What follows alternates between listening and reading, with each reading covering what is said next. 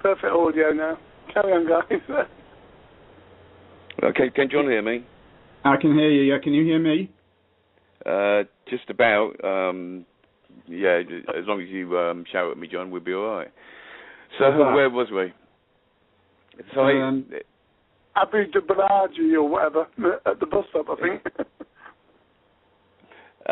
Yeah. Oh, that's it. Yeah, the primary school. So this hate preacher, Andrew Chowdhury,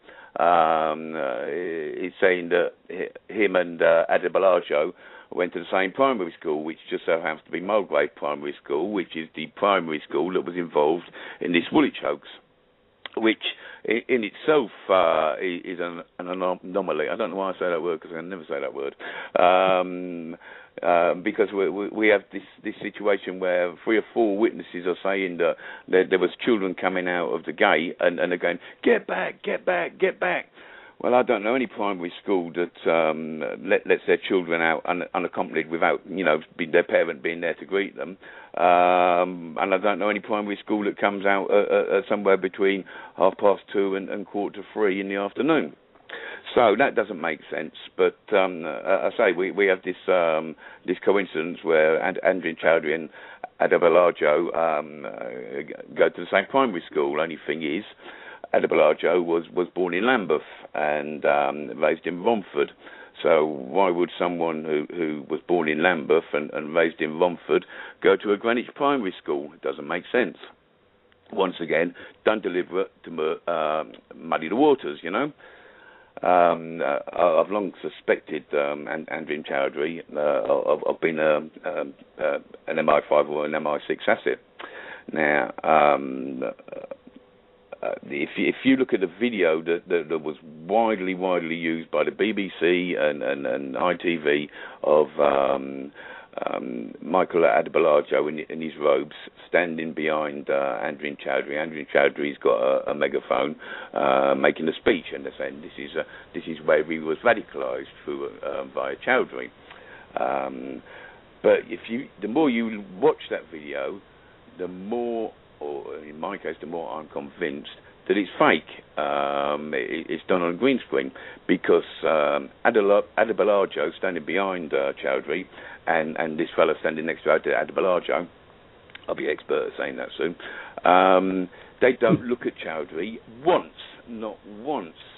Now, this is the fellow who supposedly radicalised them, and they're meant to hang on to his every word, but here he is making this speech in public, a protest on a megaphone, and not once do they look at him, not once. So then, it's also very, very flat, or Chowdhury seems to be a lot more distinctive than Adebolajo and the fellow next to him. And it sort of all looks kind of 2D flat effect. And they sort of, I think they realise this and bring in somebody else in front of Chowdhury. But that only makes it appear to be even more false.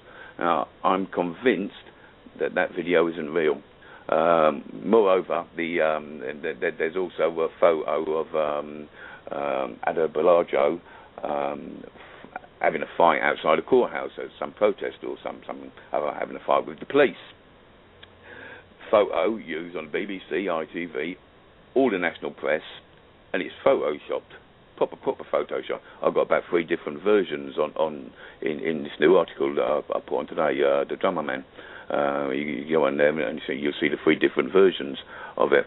Now, why would the BBC and ITV and the national press be using photoshopped photos? Do you know? There can only be one reason for that, to give a false pretense, to make something appear that it isn't. Do you know? And this is what we're all up against. People, they hear it in the mainstream media, they hear it on the news. The BBC tells them it must be true. I tell them, I present proof. I say, I'm not a wild conspiracy theorist. Everything that I present is sourced and verifiable. Yeah, exactly. When I say no, that can't possibly be true, oh, you're just a conspiracy theorist, you know, a tinfoil hat wearer. I wouldn't wear tinfoil because it might scratch my bald head. Now, but I say the BBC say it, and it is provably false, yet people won't believe it. Why is that, you know? Why is that? So, surely the mainstream media, in an ideal world, should have an obligation, although they're governed by the Press Complaints Commission, to report fact, not speculation, fact. And of course, they're not doing this. Hence, there's still half the country believe that Lee Rigby was beheaded because they was reporting it on the 24th, and it'd been confirmed on the 23rd that no such thing had happened, you know. So, but the press complaint. Why haven't the press complaints clamped down on them? You know, because they're purposely dealing in facts that are false. And they're all together, Chris, aren't they? I mean, let's face it. You know, of course, but we know they're controlled, John. But if you say to someone who hasn't a clue what's going on, think you've still got a choice if you vote for Conservative or Labour, you know, and you tell them that they're controlled and they only print what they're allowed to print or told to print, they look at you like you're a nutter. And I say these photos of Adebayo allegedly taken in 2007, fighting with the police outside the court, which are easy to spot the photoshopping on it. It's printed and people see that and think, that Adebayo, he was fighting the police back in 2007, mate. You know, which simply isn't true. Yeah. Okay then, Chris. So right, let's sort of continue with the chronology of the story then. So we've had all this business with the bus and the actors and all that. Then all of a sudden the old Bill arrives and like the cavalry coming over the hill. And, just seconds before they did, the bus reversed. The bus that shouldn't have been parked there and letting people on and off anyway. That reversed. And reversed to let the armed response vehicle in. Now, if you look around, when they turn up, there's no one about on the green there. The shooting begins. Once they've been shot, a woman, and I did notice that it seems to be all women directing this thing. The three heroines, or so-called heroines, who 82,000 people have put up for a bravery award, which would be the biggest travesty of justice if they get one ever. All women. And this other woman who's not mentioned in the MSN, but was there for a good part of the time when Gemini Donnelly, the daughter of the woman who comforted the body, was nowhere to be seen. She was there, but she's not even mentioned. She's not even acknowledged in the mainstream media. And then we have, when the shooting starts, we have this lone woman standing in the middle of the road, about no more than 10 foot away from where bullets are supposedly flying. Okay, and what she's doing, and I say this is provable, or the photographic evidence is in the new article today, the Drummer Man. She's only got one arm in her jacket, and the reason she's only got one arm in her jacket is she's dropping knives on the ground. And if you trace, there was where you have the photos, the aerial photos of the crime scene, you can count 16 weapons or pieces of evidence sort of taped underneath plastic, for preservation. Where she was, and she takes a certain route, you can plot the knives by her or the bits of evidence. And it was impossible for that evidence to have come from either of the Michaels because they didn't get that far down the road. But I say, you've got this woman standing where shots are being fired, 8 shots in all by the armed police. She makes her way slowly. She does something at the police car.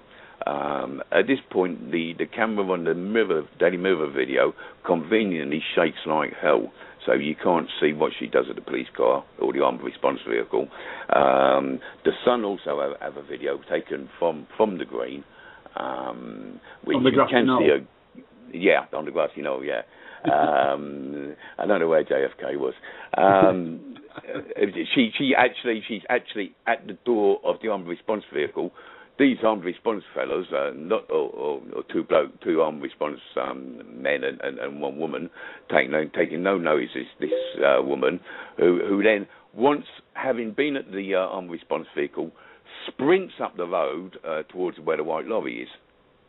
But then, when you look closely and watch the videos closely, you see her appear in the bottom of the screen underneath the tree where the two Michaels allegedly run from, or where they did run from to attack the place. And she does something, I'm not sure what she does, it's like she's sprinkling something, she looks to sprinkle something on the road.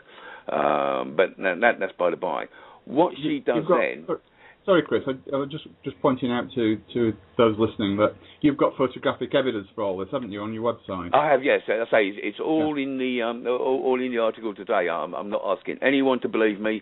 You can look with your own eyes, and they're all taken from the Daily Mirror and the Sun videos, which were incidentally what the Daily Mirror was thinking of, because they must have been given permission to release this videotape, which is chopped and cut to hell, incidentally. But they must have been given permission by the powers that be to release it. Biggest mistake they ever made, especially giving it to someone like me who's naturally curious, because I can plot everybody on it, and this is where they've shot themselves in the foot, because this is irrefutable evidence. So I say this woman is under the tree. She's doing something in the road. She then beckons with a big wave, a big forward sweep of her arm, at least 3 times, and people come running forward. And this is the public's photo opportunity to do so when they get their couple of minutes to take their, and they just say, oh yeah, a passerby sent this video in, and this photo was taken by such and such of Smith Street and whatnot. And so you have these people come running in. 2 of them are plainclothes policemen or security service men who are together. There's a very, very tall black man in a grey sweatshirt, and a shorter white man in a grey hoodie. They come. They're 2 of the first to appear, and they appear together. And what they do, they go and meet this woman who's beckoned everybody in. Now, while she's beckoning everybody in, and everyone comes running forward to take their photo, the bus very, very slowly reverses backwards again. Now, this took me a long time to figure out. I couldn't think, well, why does the bus reverse this extra 10 foot? How is it able to reverse 10 foot? But it reverses this extra 10 foot very, very slowly as soon as these people coming in, running in. The reason that it does so when the people come running in is so no one notices that it's reversed, and very slowly and deliberately. The reason that it reverses is because where it was, when it pulled back for the armed response vehicle, the front was level with the end of the railings, the railings by the Pelican Crossing there, Zebra Crossing, wherever it is.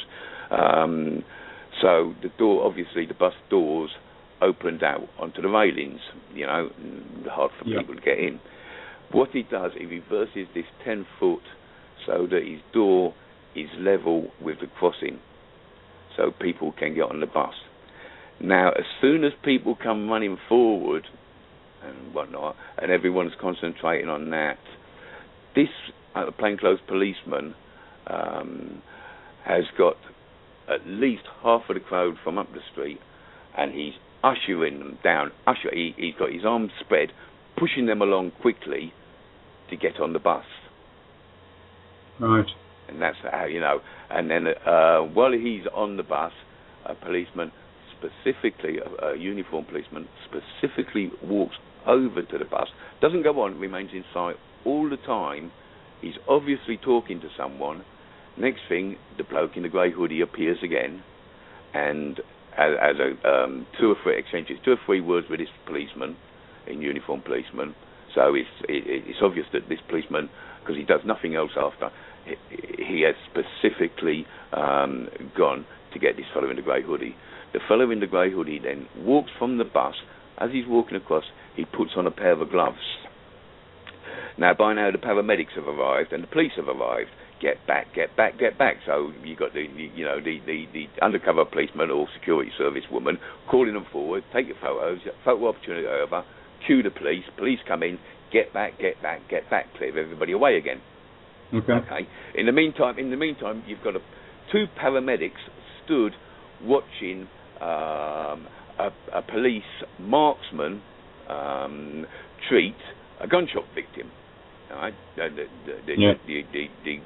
police marksman is down on the ground tending to Michael Adebayo Joe, and these two paramedics watching, which would never happen. In fact, one of them gets that bored, he buggers off, leaving the one paramedic there. So this fellow in the grey hoodie, he puts on a pair of gloves as he walks from the bus over to the paramedics and the armed police. He's got nothing identifying him as a policeman anyway, but he's done this, I say it, but obviously he's cute because the uniformed policeman got him. No one questions him when he's bending over, talking to this armed police marksman who's treating Adebayo Joe and these paramedics. He then picks up the paramedic's bag, fishes something out of the bag, and gives it to the armed policeman. He then moves off. He stands on the pavement. As soon as he stands on the pavement, he bends down, picks something up, interfering with a crime scene against the law, punishable by prison. All right? Picks something up, clutches it to his stomach, walks 3 or 4 foot up the road, drops something in the road, and that's where the video ends.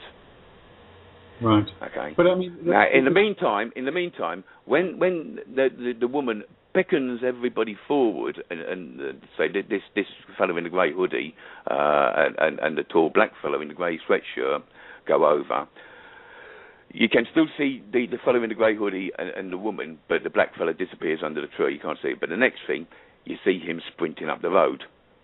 Okay. In the background, you have 2 security guards keeping people away from the body in the road. All right. Yeah. Two fluorescent jackets stood either side of it. Their job, obviously, to keep people up. What had happened, whether for whatever reason people hadn't noticed, and they was congregating around the body, which you see in the photographs. You know, the famous photograph where you can see in the distance the 2 Michaels being treated and a load of people standing around the body. Now, all 3 are in them shots. All 3 plainclothes policemen, the two policemen, the black fellow in the grey hoodie, and the woman, all in them photos. There are 3 of the people there. Okay, so you see this black fella sprint up the road, and next thing it appears in these photos. So obviously these 2 security guards, who Dopey John and Dopey Paul, couldn't keep the people back, and he's gone to get the people away from the body. In the meantime, Grey Hoodie moves in to get his orders from the woman, and they both walk off up the road together. Right. And then the Grey Hoodie's job is then, obviously, he's been told he's got to shepherd everybody when the people come running forward, when the armed response arrive, to move everyone back, in chaos. Get back, get back, get back, get back. As soon as they start shouting, get back, he has to shepherd 20 or 30 people down the pavement on the far side of the road onto the bus, hence why the bus reversed. And that's why there was all actors or extras or film crew, whatever.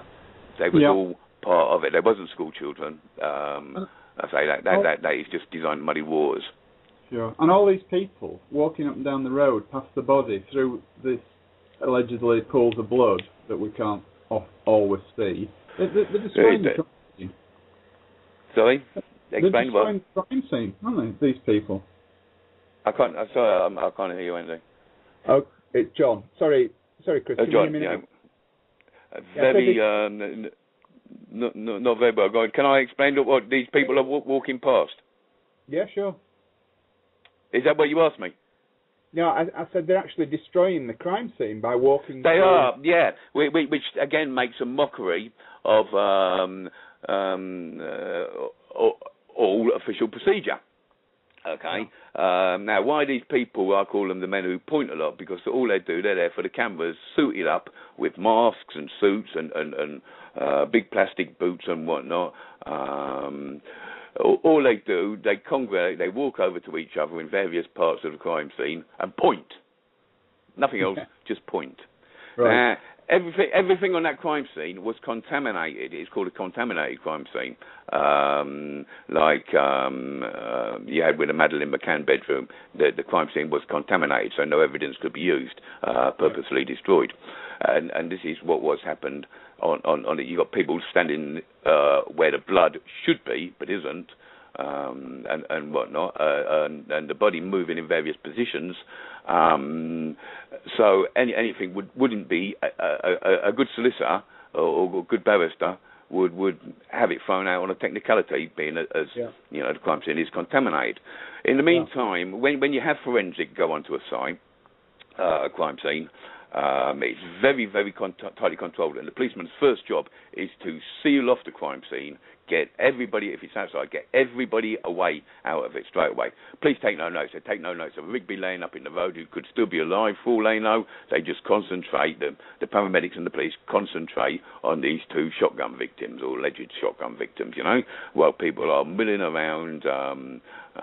Well, as I now know that, you know, the security service or whoever was directing it was trying to get these people away from the body because the two security guards in fluorescence were useless. But either way, so you have this ridiculous picture of a policeman treading exactly, not near to it, not slightly to the side of it, exactly on top of where an overhead photo shows this blood running down the road from the body. And he's a policeman. There's no doubt he's a policeman, I say, because, you know, he comes in, he takes his orders. Well, a bit of an argument seems to break out around the body. And I say that I think that's why this black fella had to sprint up and sort out and get these people away from it. Because then, when you look in future videos, and freeze frame it, you'll see then there's nobody again apart from the black bloke who then must have told these two fluorescent jacket people to piss off because they're useless, and he guards it himself while the fellow in the hoodie shepherds down all these extras and film crew onto the bus. Okay. So the crime scene is contaminated. So the men who point were there for no other reason than to look good for the helicopters, pointing at things. No other reason, because everything is inadmissible. At the same time, on a crime scene, the official procedure now, there's various forces handle crime scenes in different ways, but there is the underlying must do. Okay, no matter what way you approach the crime scene, there are these must do's, which the first policeman on site has to secure the crime scene and get people away, secure all witnesses, which wasn't done. And generally stop anyone walking on the crime scene. Now, from that point on, you have one person either side of the crime scene, who has to log everybody in and out. Now, this isn't just varying from force to force. These are the underlying rules that have to be followed. You have to have a policeman logging everyone who moves in. No one is allowed to walk onto that crime scene or under the tape without his say-so. Yet you have, people walking left, right, and centre, pleasing themselves. No one taking their names up.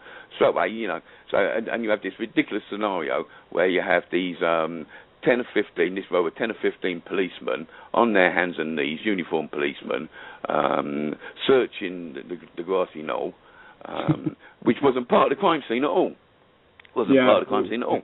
Why? What are they looking for? Now, you had all these people who charged forward.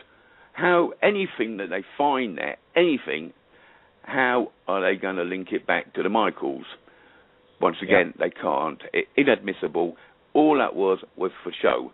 But when these plainclothes policemen who are going to do these fingertip search arrive, they're standing on the crime scene where you've still got the forensics suited up with their masks on and everything, doing their work, which is completely against official procedure. Sure. Do you know? So straight away, you know that it's bollocks. This isn't right. This is wrong. I say these people in the forensics, all they're there for are to point the lock and look good for the helicopters. No other reason. One point that you made in your article, which I found very interesting, was the fact that, and it's obviously correct, that these guys, when they charged the police car, they were supposedly shot multiple times with shotguns at fairly close range. Yeah. You know, a few weeks later, they were fit and able to go to court. I mean, it wasn't a few weeks, John. It was 8 days start to finish. Michael Adebayo was supposedly shot 4 times. Yeah. Okay. He was released from hospital after 6 days after being shot 4 times, and he was in court 2 days later on the 8th of June. So he was released on the 6th of June, in court on the 8th of June. Okay.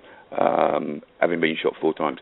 Now, between 1995 and the 22nd of May 2013, armed police had shot 33 people, or it's either 31 or 33,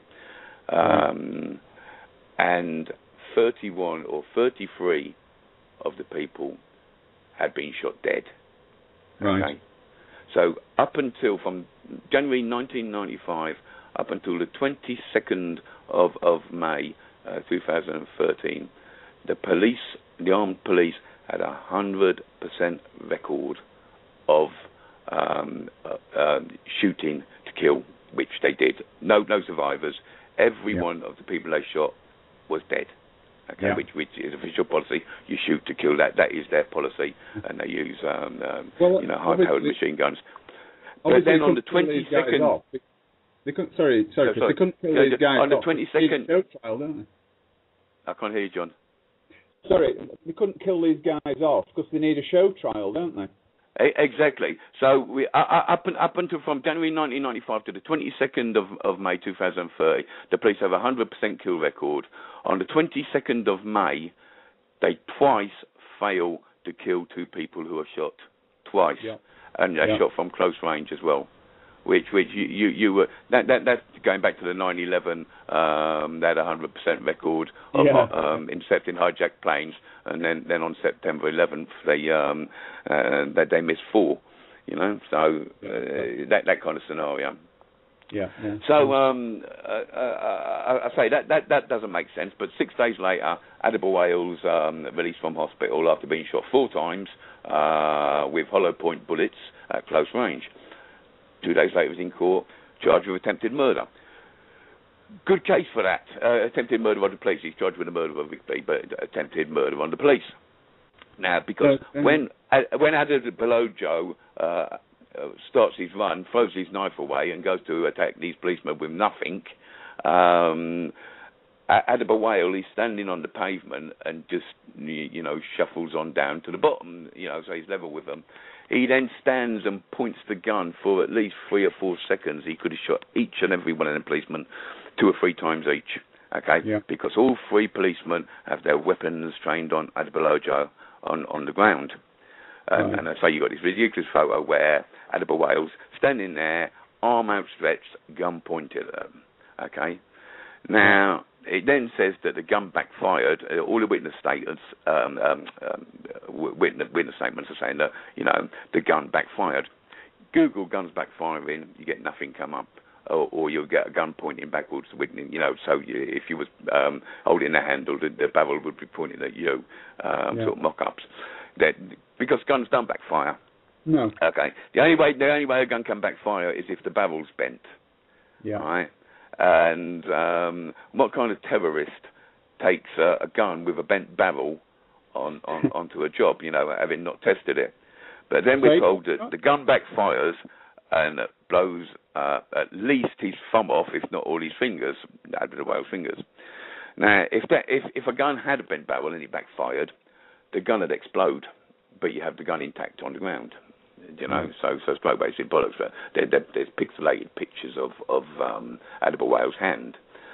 6 days after his release from hospital, 8 days in court. We can't have cameras in court, so we rely on the press artist, you know.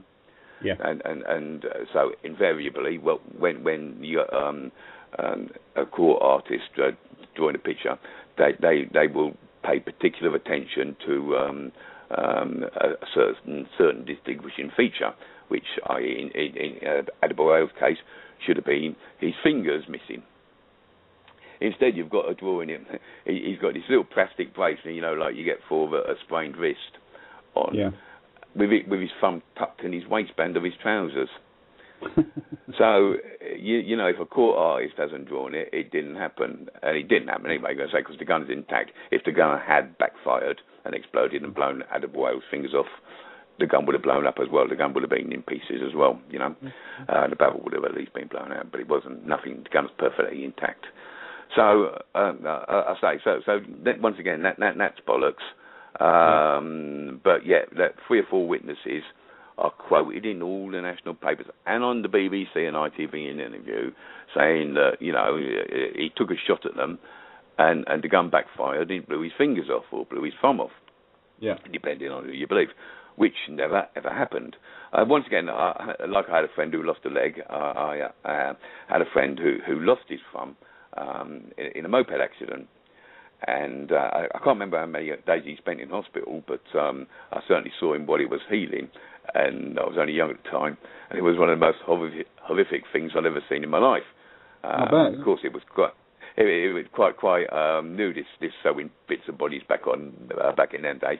But he had these 2 like kebab skewers that sticking out the tip of his thumb, which went all the way in you know, where the joint in, and 2 normal corks put on the end to stop me poking people's eyes out or what. It was horrific. I say, how long he'd been in hospital, I don't know. I can't remember it too long ago, but I still remember feeling and actually feeling physically sick, looking at his thumb with these 2 skewers sticking out with corks on the end, you know, and sort of like stitched right the way around. Even given for improvements in medical techniques in stitching body parts back on, you know, you're not going to hook your thumb in your waistband 8 days after having it blown off. No, that's right. Okay, just moving on a little bit, could we talk a little bit about the guy himself, Lee Rigby, the alleged victim in all this? Yep, of course. What do you know about his background, etc.? Right. Well, first of all, I'm pretty sure that Lee Rigby didn't die. Now, Lee Rigby did exist. There's no question that Lee Rigby did exist. He was a person, okay? I'm not even going to try and deny that. Whether he died on that day or not is highly, highly debatable. I don't think so. Whether Lee Rigby's dead, I would imagine so.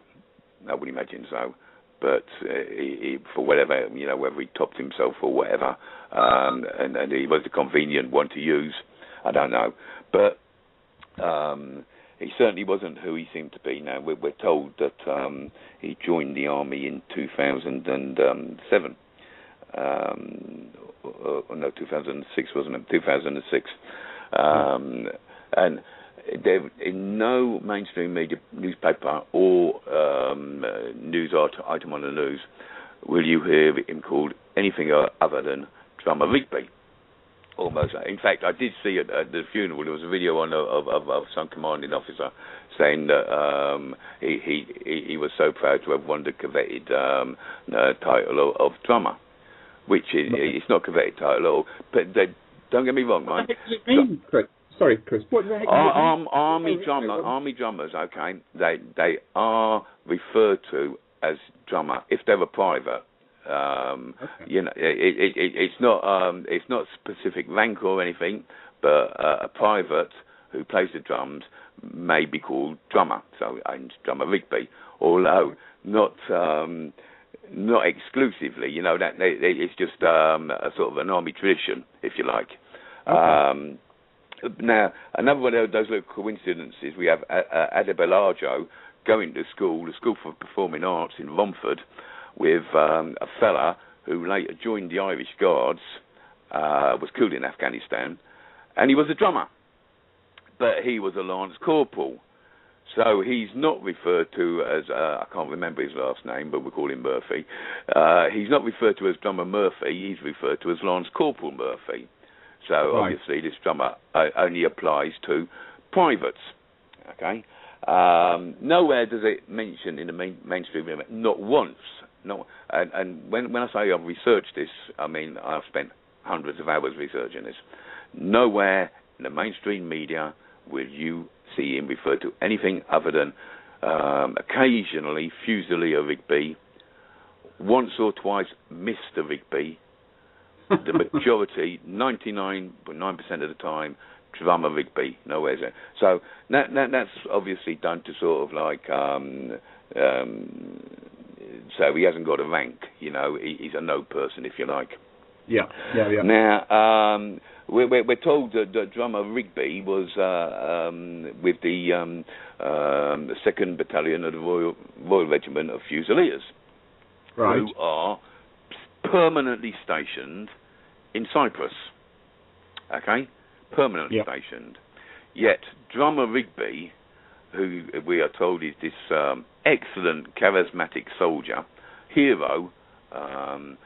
Been in the army 7 years, when the army website itself says after 3 years you can expect to be a lance corporal, after 6 to 8 years you can expect to be full corporal.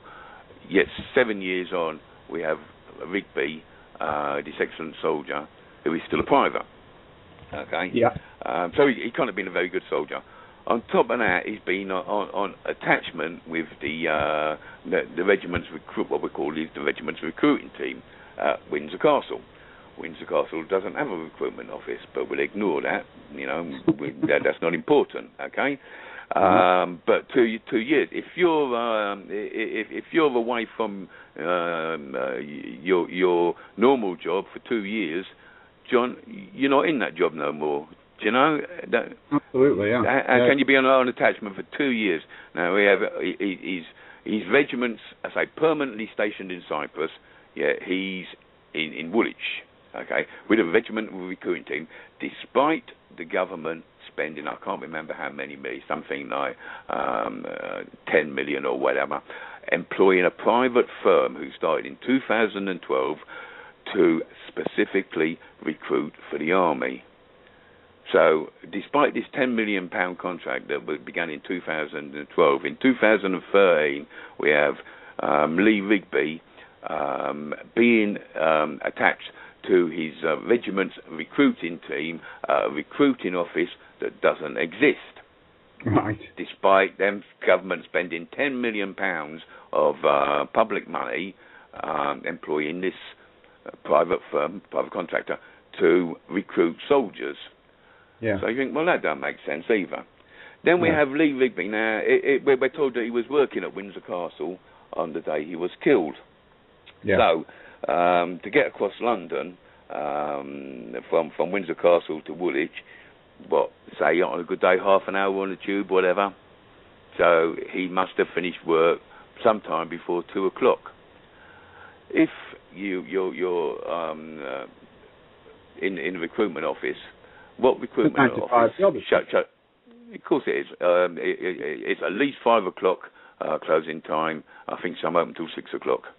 Okay, no point in having a recruitment office shut in at dinner time. What's the point of that? None at all. Okay, but then anyone who's recruiting for the army, who is in the army, is going to be in an army uniform. So we have Lee Rigby coming home from his recruiting job, getting home, arriving nearly home at 2:20 in the afternoon, not in uniform. Why wasn't he not in uniform? Do you know? Maybe if he's been recruiting, you're going to be in uniform. Lee Rigby wasn't. He had a Hope the Heroes T-shirt on. Well, Hope the Heroes have done very, very nice. And anyone who gives any money over to Hope the Heroes is a mug punter. You know, because this isn't the website went down under the deluge of donations, but if you've only got to look at it, every single witness said he had a Hope the Heroes T-shirt on. So you've just witnessed someone who supposedly nigh on had his head hacked off in broad daylight right in front of you, and they're taking notice of what he's wearing. And everyone, you look, everyone specifically mentions Hope the Heroes. I noticed that the body's in as well, Chris. Sorry? I noticed that the body's in, when they focus on it, it's his back that's pointing towards the camera, isn't it, with the Help for Heroes? It is, although we had the star witness, Amanda Donnelly, saying that, she saw him being hacked to death, which, once again, I prove is impossible to be true. Now, don't forget, these women are in line for bravery awards, John, okay? In line for bravery awards, recommended by the Prime Minister, all right? Yeah. Yet what they're saying cannot possibly be true. Cannot. No way around it. It cannot. It is impossible. What Amanda Donnelly says she did that day is impossible to have happened. Impossible. Yeah. Right? Yeah. And yet she's in line. Same with this Ingrid Kennett for a medal. All right? Yeah. And they're getting medals for what they're getting their medals for. If they get medals, what they're getting them for is duping the country. Yeah. Not for bravery. Okay. But anyway, we have Amanda Donnelly saying that she put a shirt or sweater underneath Lee Rigby's back. Why would she do that if he's on his side? And then you have the photographic evidence. There's nothing under even his side, let alone his back, So that's straight away not true. This is when Ingrid Kennett supposedly got off the bus. Now, we're told that Ingrid Kennett had come from France. On the way back from France, she'd stopped off at her children's flat to celebrate her son's birthday, okay, for the weekend. And on the day in question, she was heading on the bus to Victoria Station. Although her son says he met her at the train station, that's impossible once again, because trains to Cornwall, where Ingrid Kennett supposedly lives, don't leave from Victoria train station. They leave from Paddington Station. Coaches leave from Victoria Coach Station, which is a road which is directly opposite Victoria Station, train station, but it's separated by a great big road. Yeah. You can't mistake the two, You can't walk from one to the other, without getting wet if it's raining. So there's no. So she was obviously heading for Victoria Coach Station. So I checked the timetables of coaches. The coach for that day at 4 o'clock left, leaving, which would be about right. It's about a 35-minute. The number 53 is about 35 minutes in non-peak times, because it's London, obviously. But that time of the day should have taken about 35, 40 minutes. But it only goes as far as Horse Guards Parade. So then Ingrid Kennett would have had another 10 or 15-minute walk to Victoria Station. By the by, fair enough, that would have given her plenty of time to catch this 4 o'clock to Cornwall. Okay? But we're told that she came from France, so she'd been in France for a week or whatever. She stayed 3 or 4 days with her son and daughter in London, and she was heading home for Cornwall. Now, Ingrid Kennett's testimony was, I saw the body in the road and I thought there'd been a car crash, so I asked someone to look after my bag. Straight away, anyone who asks a stranger in London to look after their bag he deserves to be ripped off. But yet she's asked a stranger on the bus to look after her bag. How would she only have a bag, John, if she'd come all the way from France to London and heading back now to Cornwall? Doesn't make sense unless she's a right dirty cow. Okay? But we'll say, for argument's sake, she's a right dirty cow, She's got out and she said she went over, and at this time there was reporting Amanda Donnelly as being a Caribbean woman. Now, quite why she was a Caribbean woman, I don't know. I mean, she's black, but why Caribbean? She's a woman. Why do I have to say a Caribbean woman? Why can't I just say You know, he walked over to the woman with the body, not walked over to the Caribbean woman. You know, once again, all little things designed to stir up race, just to stick in people's minds. Okay? Now, so Ingrid walked up to this Caribbean woman, and the Caribbean woman said that he's dead. This being Amanda Donnelly. How does Amanda Donnelly know that he's dead? Only a doctor can pronounce someone dead, you know? But Amanda Donnelly says he's dead. So Ingrid Kennett seems to dispute this, and she says she took his pulse. So, right. So well, you know what women are like, John. You know, if a woman says something, and then you do act in a manner that you totally don't believe her, it sparks friction. And that's 100%. That's no disrespect to women. That's just what women are like. Even men are like that. You know, if I told you something and then you go and do the exact opposite anyway, which in effect is calling me a liar. Yeah, I'm going to get the ump. Indeed. But anyway, we have Amanda Donnelly telling Ingrid Kennett that he's... Sorry, John, I can't hear. Sorry, Chris, can I just cut in a second? We've got about less than a minute left, I think, now. So, if we can just... Do you want me to sing a song before I go? Well, anyway, you can sing a song and sing your website as well. Yeah, you wouldn't like my singing, honest. You really wouldn't. But the website is www.chrisspivey.co.uk.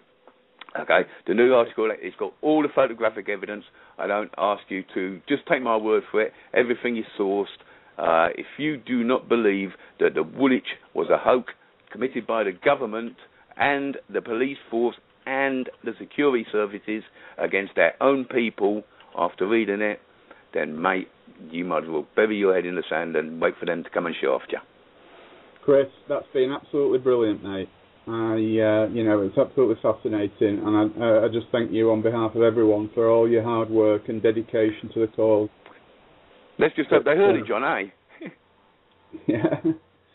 They heard most of it. And if I get a billion for more than 10 pence, I'm sending it to you as well. I was going to say, breaking news, we're going into record. It's not live anymore, but breaking news is China, according to one video I've just seen on Facebook. It's not official news yet. It's unofficial news. China's sending in some ships to Syria, and there's going to be the troops from the US over there. They've been rightly say, but there is going to be a World War III. It was predicted by the Mason fella. I can't remember his name. Yeah, that's it. Yeah, Albert Pike. Said there's going to be 3 world wars. He was right on the 2. The first 2, got no reason to doubt he's right on the 3rd one as well. We're all going to die. Yippee. I know, it's good. Unless people wake up and stop watching the mainstream media. Well, stop watching TV full stop, I think. Right, is that it? Can I bugger off now? Yeah, that's it, mate. You come back again, Chris, sometime with me. You know, and Andy, I've done 5 radio interviews and a podcast now, and every single one has had sound trouble, where they've never before had it.